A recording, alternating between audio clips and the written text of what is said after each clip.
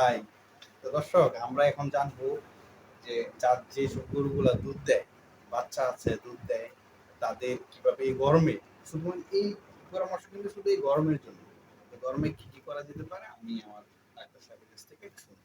ওকে বলুন। আমাদের বর্তমানে যে গাভীগুলো দুধ দিচ্ছে, মানে মনে করেন আপনার, তাই সেই গাভীগুলোরও কিন্তু সেম প্রবলেম দেখা দিচ্ছে।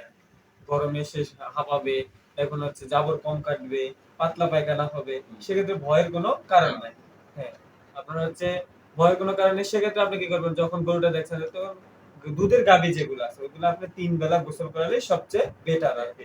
বেটার, কারণ তখন হচ্ছে সে দৈনিক স্বাভাবিক। 3 বেলা? হ্যাঁ, দৈনিক ৩ বার গোসল করাবে সে আপনার। আর যদি ফ্যান থাকে সেটা তো হলো ভিন্ন বিষয়। পরিবেশ টেম্পারেচার যদি 40 ডিগ্রি হয়ে যায়। হ্যাঁ। আর হচ্ছে আপনার 36 থেকে 40। হ্যাঁ, দুধের গাভীকে তো অবশ্যই কাঁচা ঘাস আপনাকে দিতেই হবে। হ্যাঁ, কাঁচা ঘাস দিবে। তারপর হচ্ছে আপনার স্লাইন দিবে, একটু ভিটামিন মিনারেলটা একটু বাড়ায় দিবে যেন তার বডিতে ইমিউনিটি বুস্টারটা ভালো থাকে।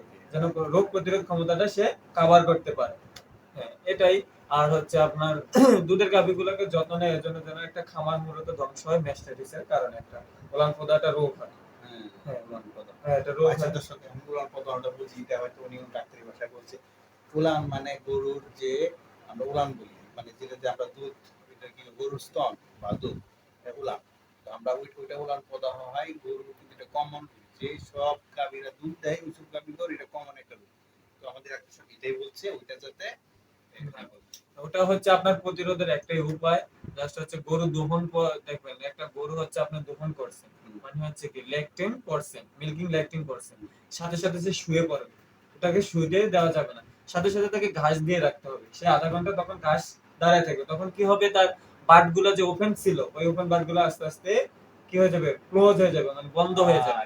হ্যাঁ, আর যদি সে শুয়ে থাকে তাহলে ব্যাকটেরিয়া গুলো কি ওই ওপেন দিয়ে ঢুকে যাবে। আচ্ছা, হ্যাঁ দর্শক, আসলে আমাদের যে চারপাশে অনেক ব্যাকটেরিয়া, মিলিয়ন মিলিয়ন ব্যাকটেরিয়া আছে, এগুলো আপনারা হয়তো সেভাবে না বুঝতে পারেন। তো সুতরাং দুধ দোহানোর পরে, মানে দুধ নেওয়ার পরে গাভী উলান থেকে তাকে দাঁড়িয়ে রাখতে হবে, বসতে দেওয়া যাবে না।